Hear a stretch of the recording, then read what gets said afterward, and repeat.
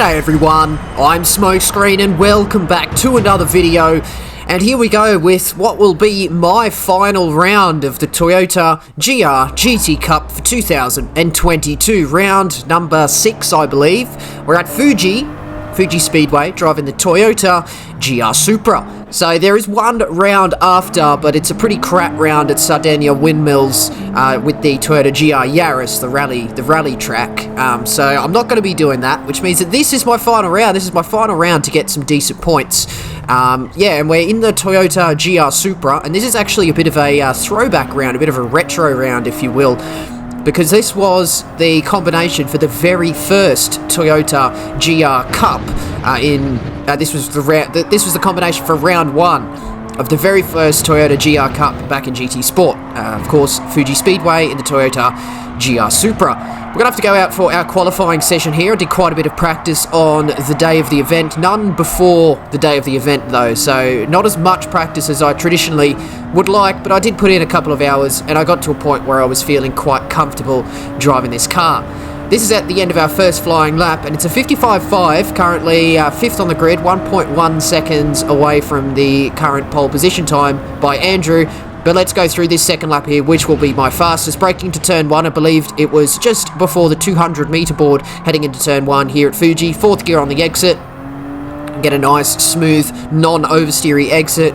Pretty much blending turn 2 into the exit of turn 1. Braking just on the 100 meter board, heading into turn 3 here. 5th gear, and careful not to get oversteer because you want to be nice and tight to this right hand side, just lifting off as you begin to turn in. Slight drag of the brake through the mid part of this corner to bring it back for the second apex defined by that corner marker, and then looking on the right hand side, braking just before the 50 meter board for turn 6 here, the hairpin. 4th gear on the exit, and it's a pretty curved exit through turn 7 as well, so got to make sure the car doesn't oversteer too much. And then down through 300R, which is turns 8 and turn 9, down towards the bottom of the hill, looking on the right hand side, braking just before the Dunlop gantry, which is pretty much your standard braking point for this corner here. Maybe slightly deep, you can cut a little bit of that bottom apex there, so slightly deep maybe, so there's time at the bottom of the hill there, and then nice and gentle up the hill, looking on the right hand side, just as the pole on the right disappears from your screen. Brake and turn in, slide the car a little bit through here, it's faster on turn in, and then looking on the left hand side, just on the end of the curb, bring it to the outside, bring it back for turn 15 to get a nice straight exit, using this curb as well, and then looking on the right hand side, just before the end of the barrier on the right hand side. See that slide there to get the car turned and pointed down the straight. That's what we want as we exit out onto the main straight. We're going to fast forward up towards the line and see that this is an improvement to a 55.0, only 9 tenths away from Andrew. Actually, he said a 54.0, so still a little ways off, to be honest, but within a second of Andrew is pretty good. That first sector there is a little bit up, 0.08 of a second at turn 1, and there was a little bit of time left in that. And as we head down towards the bottom of the hill, we're 1.5 tenths up, and we know there's time at this corner here, so there's probably quite a bit of an improvement. There's probably 1-2 tenths in this qualifying lap, at least, as we head through this sector here. Let's see if we can watch out for any points in which maybe we make a mistake. Maybe that corner we were on the brakes a bit too late and don't carry the speed at the apex, and then heading up into nets again. I think maybe we try and get on the power too early. Yeah, look at that, the car just washes wide. Look at that, it doesn't look too bad, but I can tell you when you're driving and when you know what makes the lap good around here, especially in a car like this, you know, and you really feel those slight mistakes, and then there's just too much oversteer out of the final corner there. And as we fast up towards the line, that's all that time gone. 55.1, 1.5 tenths down, so we lost about 3 tenths in that final sector there. The next lap, we're once again 0.08 of a second up at turn 1, so obviously I think maybe we broke a little bit too early on our fast fly there. Currently 55.0, 100R now, nice and gentle, keep the car close to the inside, meet that second apex, and make sure you get on the brakes on time for this hairpin, which I think we do here. Oh no, it's actually slightly too late. We've run wide, we've run deep into that hairpin there, so that's going to be a lot of that time at turn 1 gone. As we fast forward to the bottom of the hill where there's another sector split, look at that, 0.04 of a second down, so we've lost 1.2 tenths from that slight mistake there. Let's see if we can get this third sector okay. Maybe the car jumps sideways there a little bit, and again up towards turn 13. Make sure we get to that apex. It's not too bad once we actually recovered from going slightly too deep up into turn 13 there. But let's see if we can get this apex beautifully on the power. Okay, that was a fairly good example of nets. See if we get the exit out of the final corner here. Maybe we were on the brakes a little bit too early because I think we apex too early and we don't actually carry the speed out onto the straight up towards the line, and it's not an improvement. So we set a 155.0. I had a 10th there, but I don't think I wanted to qualify any higher. So everyone ahead of me is way quicker in the race, so there's no point getting in the thick of it and getting caught in battles that aren't my business. So that was my thoughts at the time, and that's still my thoughts now. The interesting question here is I don't think I would have wanted to qualify any higher than I did, and it was more than a 2/10 gap to the car ahead of me anyway. And I said at the time I had a 10th, but I believe there's probably 2/10 in that lap because I was 1.5 tenths up coming into that second sector split, and I still had a corner after, which I knew I could gain time in. But yeah, I was pretty much the best of the rest there because everybody ahead of me is your actual top split. Andrew, Metal Gear, McEwen, Emery, Psydorg. I don't think I wanted to even qualify any higher anyway. But off the start of this race, where we qualify in 6th in the end, we get a really good start here. We opted to start in 2nd gear with a better traction control, and we drag straight past Emery, straight past Psydorg, McEwen straight up the inside of Metal Gear as well, and Andrew looks like he's got a pretty good start off the first pole position as well. We get through turn 1 okay. We've gained 2 spots off the start there, but it looked like we had Psydorg coming up the inside at turn 2 as well. That would have been quite a scary prospect here. Let's see if we can get through here okay. We've got to remember we're on cold tyres here, and we get that oversteer on the curb on the exit of turn 3, so I decided to just come out of the throttle. I don't want to actually hold Psydorg up, so this is what I mean. I don't even think I wanted to qualify any high. Oh, he's got a half-second penalty. I really hope I didn't have anything to do with the gaining of that penalty. Slight bump into the hairpin there, but not too bad. Oops, sorry. But yeah, a bit of an interesting start there because I didn't actually want to qualify any higher, and this is exactly why, because I've just kind of held up Psydorg and I'm holding up Embry currently, who's behind at the start of this race. So they're no longer right with that leading pack, which I'm sure they would much prefer to be, and I'm sure that they have the speed to indeed be up there. Emery up the inside at the bottom of the hill. Pretty good overtaking opportunity as well. One of the slowest corners, if not the slowest corner on the track. I think it is the slowest corner on the track. So really heavy braking zone to try and get the car slowed down. And it's really easy to get up the inside if you get the run out of the hairpin at the top of the straight. But that's Psydorg, that's Emery ahead. Psydorg's going to have a penalty here, and it's going to be interesting to see what he does because there is actually a mandatory pit stop to do today. It's 1 times tyre, 1 times fuel on the sports hard tyres, so there's no real need to even actually take fresh tyres or put fuel in the car. We're in a road car, remember, so the tyre wear and fuel use is a little bit lesser than it is on a race car. But Psydorg elects to actually take his mandatory stop right here because he served his penalty. He's going to minimise his time loss for the entire length of this straight by only completing half of the straight.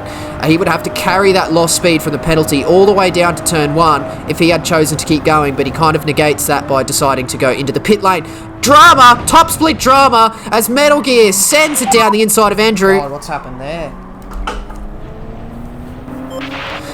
Absolute top split drama here. No love lost between the two of them. Metal Gear makes a mistake, sends it down the inside, smashes into Andrew, gives Matthew McEwen the lead, and that just means that this entire group ahead of me has closed up. I chose not to take my pit stop because I didn't feel as though I was going to get held up by these guys, but there's been some clear shenanigans go on there, whether intentional or not, to the point where I now feel as though I'm going to get held up by Emery here, and I do because I have to take it soft into that braking zone. Damn it, I should have pitted. Oh, I never thought I'd be getting held up by these names. And it's also a case of me, I don't really want to get into a battle with these guys because they're so much faster than me that all I'm going to do by getting into a battle with them is frustrate them. And these guys here, you know, I think maybe I do have a little bit of a thing stuck in my head that these are maybe the exclusive group. I'm not allowed to fight with them or something. I know I'm allowed to fight with them, but I just feel as though I do better off if I try my best to work with them and not inhibit their race. I don't want to inhibit their race because they're always racing for so much more than I am.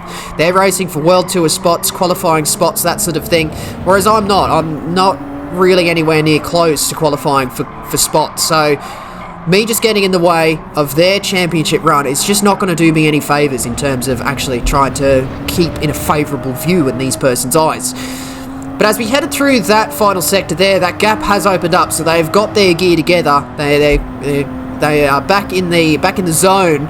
So I'm no longer going to get held up into turn 1. That's a 6/10 gap. What I do have to worry about actually is Geesh behind me.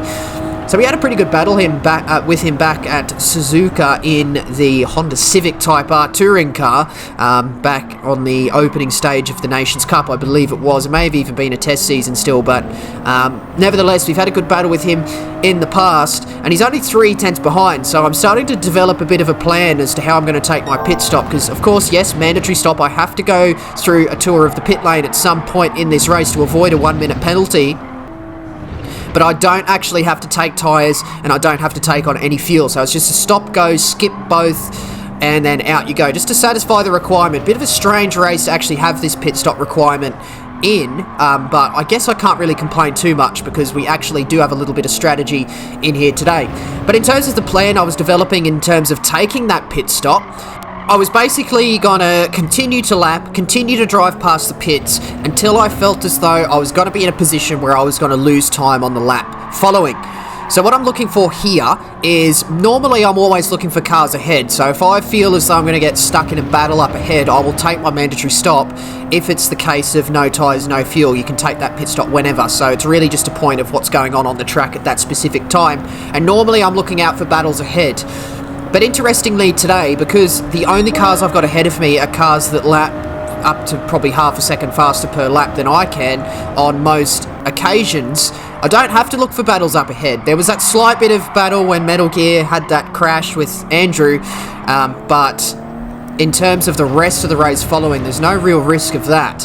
What I do have to worry about is the car behind. So I've got Geesh behind me currently, and he is, on his days, sometimes faster than me, so I do have to worry about Geesh. And I'm looking for, at this stage, if I was going to exit out onto the straight with a gap to Geesh short enough such that he was going to be able to slipstream past and get me into turn 1, and therefore we are likely to lose time that way, I was going to take my pit stop then and only then. On this lap 6 here, we set a 55.6 and a gap to G still 0.7 of a second. But as we head through this lap, let's turn up the volume and see what it's like driving the Toyota Supra for the majority of a lap here at Fuji.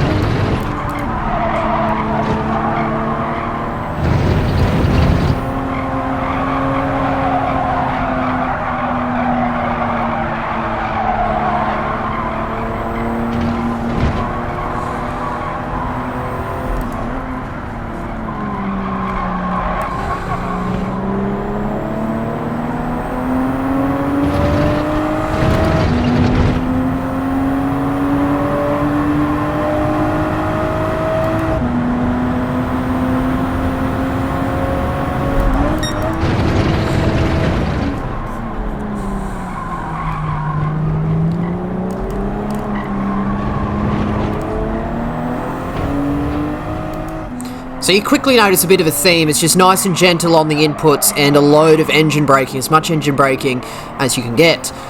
But we've managed to actually keep good pace here in the 55s for the most part. I've not really dropped off the back of Emery. I have dropped off the back of pretty much everyone else, but I'm sticking with Emery, which is pretty good. The gap behind, however, is interesting on this occasion because we get a little bit of a bobble through this third sector here, and we don't get the best exit out of the straight. Look at all that oversteer.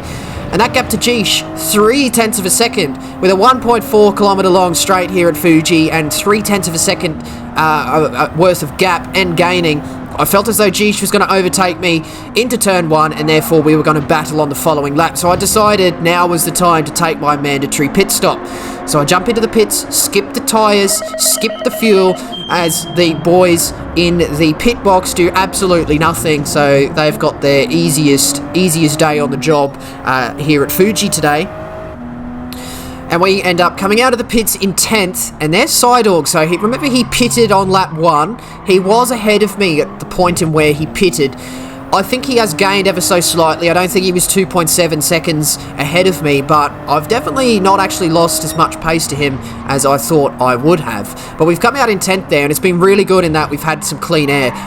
You have to be careful pitting too early in these kinds of races where you've got this random mandatory stop where it doesn't actually mean anything in terms of tyre and fuel. You got to make sure you pit at the best time, because you don't want to actually pit out into the back of the pack where the slower drivers are, into the traffic. You want to make sure you pit out into clean air so you can continue to lap as fast as you were up in the lead. That's really how you can make these mandatory stops work really well in terms of your races, if you can avoid all battles at all costs. But we're coming up to the end of lap 9, and we've got some people still actually yet to pit. Andrew, McHugh and Metal Gear are still yet to pit, then haven't taken their mandatory stop just yet, and this is their last opportunity to do so as we round through the final sector. There's Matthew in the pits, but Andrew and Metal Gear are not in the pits. They've driven past the pit entry. They have not taken their mandatory pit stop, and this is the last opportunity to do so. So I'm sort of sitting here, right? Andrew and Metal Gear didn't pit. Oh, what? I'm just sitting here thinking, have I missed something? Is there another lap here? Am I just having a brain fart and not reading that lap count correctly? But this is indeed the final lap. That was indeed the final tour of the pit lane in which you could take your mandatory stop. And Andrew and Metal Gear haven't taken it.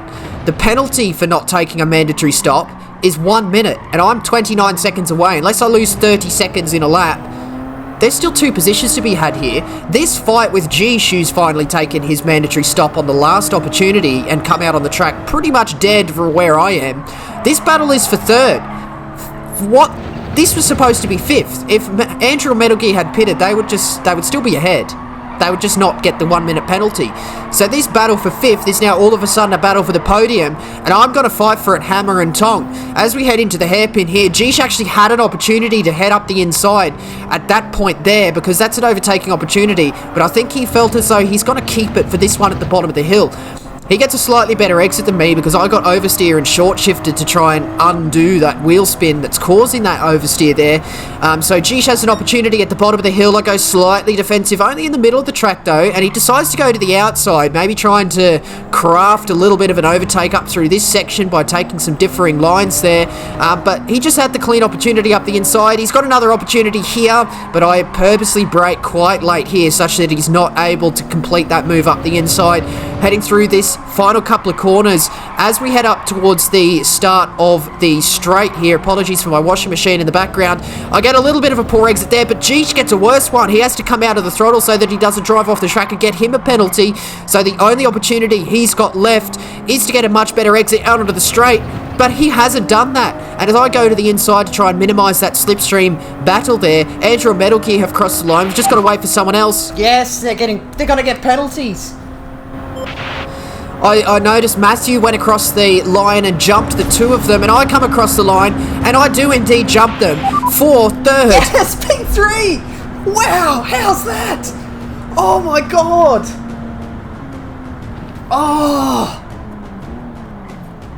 Oh my god, what? How did that just happen?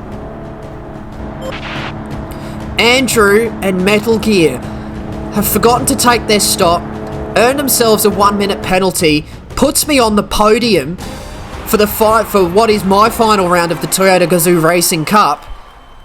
And I was just left kind of speechless. I didn't really know what had happened. I noticed that they didn't take their stop, but I was like, how the hell did they just miss their pit stop? 306 points. That is my personal best. My personal best online championship result in Gran Turismo, in the history of Gran Turismo, my entire GT career. GT Sport, GT7, 306, my personal best, and I did it outright, on my own. You know, other people got penalties, and I would have finished 5th otherwise for 279, or maybe even 6th if Geesh managed to overtake me. But, oh man, I was just like, what? How did that just happen? That, honestly, that's some of the biggest top split drama I've seen in quite a while. Like, there was a collision between Metal Gear and Andrew, and that was like, whoa, that's a lot. That's rehashing some past drama between those 2 of them. But then just the whole pit stop thing, that was one of the wackiest top split races I've ever seen, and I ended up coming out quite well on top of it. Congratulations, of course, to Matthew and Seidel for taking up the podium, the other podium positions, and that battle in the final lap with Gish was really good as well for the final step on that podium, which I managed to take out today. 306 points, super happy with that, and at the moment, the round 7 at Sardinia Windmills is yet to take place, but I'm sitting in, I think, 6th in the championship, which is pretty good. With, I think, everybody that I qualified behind are the ones that are actually ahead of me in the championship standings at the moment. But wow, what a result. Super happy with that, and I hope that you enjoyed the video as well. So do hit the like button if you did, and do subscribe if you'd like to see more videos and streams from me. Do leave a comment as well, as questions, comments, and constructive criticism as always. Very much appreciated. But that's going to be the end of this one today, and that means that is it from me. So once again, I do thank you very much for watching. See you later.